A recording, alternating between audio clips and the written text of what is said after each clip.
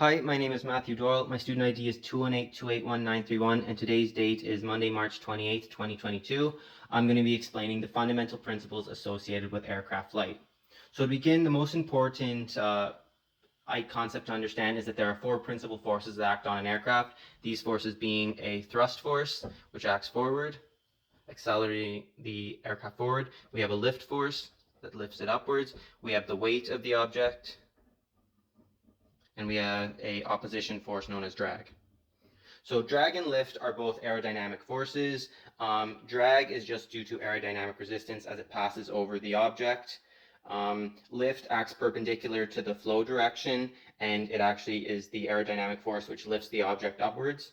And then weight is just the force that acts downwards due to gravity. It's just a gravitational force, and as said, thrust is the forward force that the aircraft produces, most likely at the engines or through some form of propulsion. So the next part to go on to is we're going to mainly be focusing on lift during our explanation. So there's a few important concepts to understand with lift, the first one being what an airfoil is. So an airfoil generally takes on a shape similar to this, and it is the cross-sectional shape of a wing. So if we were to take a cross-section at this point, it's the cross-sectional shape, but it can be more explicitly the cross-sectional shape of any shape that can produce lift. So another two important things to know is that the very front of it is known as the leading edge, and the tail is the trailing edge. If we connect a line between these points, a straight line, that's known as the chord line. So this here is the chord line. And the angle between the chord line and the direction of flow inwards, this here is known as the angle of attack.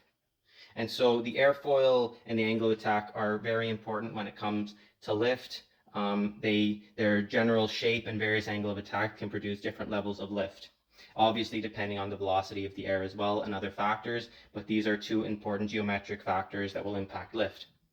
So now moving on, we're going to mainly focus on how lift can be explained. So there's two primary ways of doing it. One is Newton's first law of motion, and the other one, Newton's third law of motion, and the other one is Bernoulli's equation. So Newton's third law of motion is relatively simple to understand. If we have a flow passing over an airfoil, so we have flow coming in this direction passing over an airfoil, there's going to be a force that's equal and opposite to the force that's acted on by the flow. So the flow of air is going to induce a force, impart a force on the actual airfoil or on the wing. And this force, this aerodynamic force, can be broken down into a drag component and a lift component. And depending on various different factors, such as the speed of the air, the density of the air, and the geometric factors of the actual airfoil, the force can vary. So that's just the explanation, the Newton's law explanation. But now moving on to the Bernoulli's principal equation. So if I draw another airfoil, and we have air flow coming in, we'll draw various different lines representing the airflow.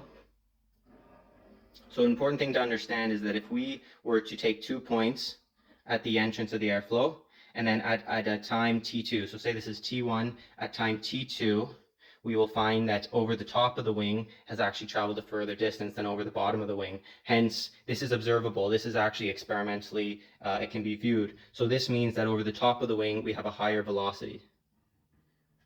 And over the bottom wing, we have a lower velocity, relatively lower velocity. And from this, we can use Bernoulli's equation to express the difference in pressure. So Bernoulli's equation can show that as the velocity of a fluid increases, the pressure results in a decrease. And this can be shown using P1 plus 1/2 rho V1 squared plus rho GZ1 is equal to P2 plus 1/2 rho V2 squared plus rho GZ2, which is equal to a constant. So thus, as the velocity increases, the pressure decreases.